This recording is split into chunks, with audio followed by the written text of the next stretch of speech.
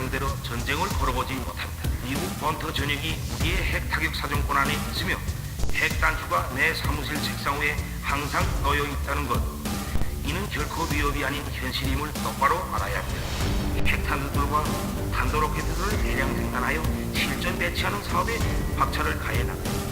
남조선에서 머지않아 열리는 겨울철 올림픽 경기대회에 대해 말한다면 그것은 민족의 위상을 과시하는 좋은 계기도 될 것이며 우리는 대회가 성과적으로 개최되기를 진심으로 바랍니다.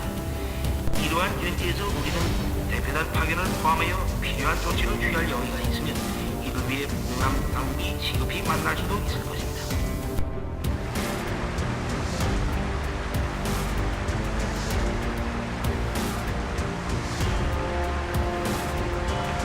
U.S. officials are telling CNN that North Korea may be taking steps for another ballistic missile launch in the coming days. Let's get straight to CNN's Barbara Starr at the Pentagon. Barbara, you broke the story. What are you learning? Hi, Dana. Well, multiple U.S. officials are telling us now that there are new signs that North Korea may be preparing for another ballistic missile test. Doesn't look like it's a satellite this time. They actually have indicators that if this does proceed, if there is a test, it is likely to be yet another ballistic missile test. Coming at a very sensitive time, as we've talked about, the Olympics coming up after the first of the year, some U.S. military exercises potentially not happening on their routine schedule, trying to keep everything calm in the region.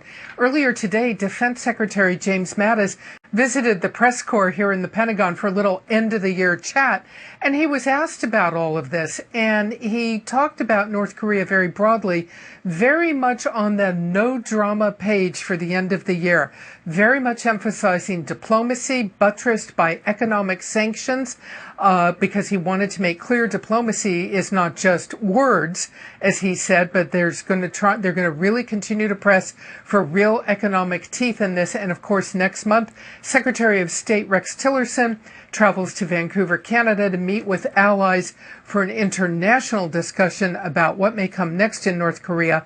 If, in fact, Kim proceeds with a missile test at this time, it's going to be very interesting to figure out what his motivation may be. Back with me is Republican Congressman Lee Zeldin. You just heard Barbara's report, Congressman. If North Korea does conduct a launch, how should the U.S. respond?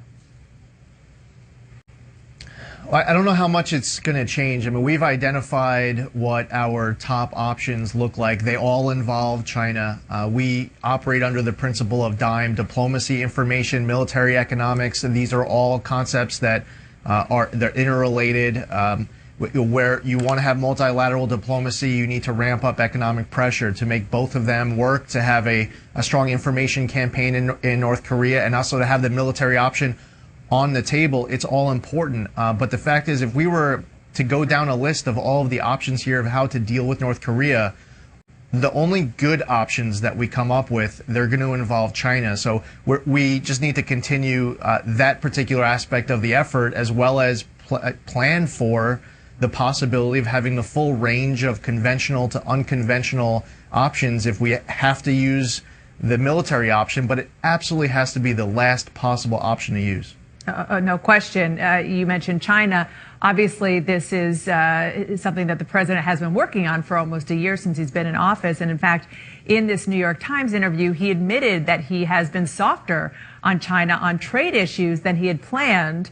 But that he said, look at this, the following: if they don't help us with North Korea, then I do what I've said I want to do. Meaning he's going to really try to beat back on their trade policies that he's been holding back on because he wants them to work with the U.S. and other global allies on North Korea. How do you interpret that?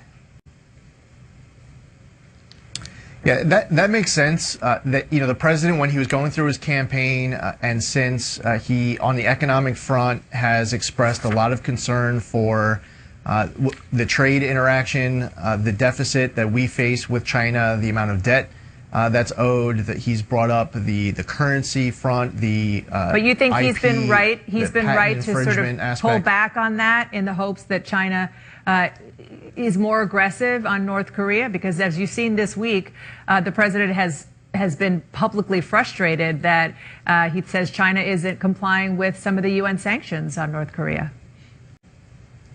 That's right. Yeah, and I think that he is certainly looking to and willing to revisit that strategy over the course of 2017. We were seeing that strategy working where, for example, over the summer, there was a UN Security Council resolution vote passed unanimously, including China, including Russia, that effectively cuts off over a third of North Korea's exports. As far as ramping up economic pressure, that China vote, that Russia vote was huge. There was a decision earlier in the year where China agreed to stop the importing, or I should say the exporting to North Korea of coal. There was progress over the course of 2017, but what the president is saying, my interpretation over the course of these last couple days, with this story as it relates to oil, which is a big deal if true, and to what extent it's true, as well as China's plan going forward, the president should be mentioning that he does have other priorities, he has other options if necessary, but he really doesn't want to. We don't want to have to go about this issue with North Korea without China's help. Yeah, you can't. There is no good option without China.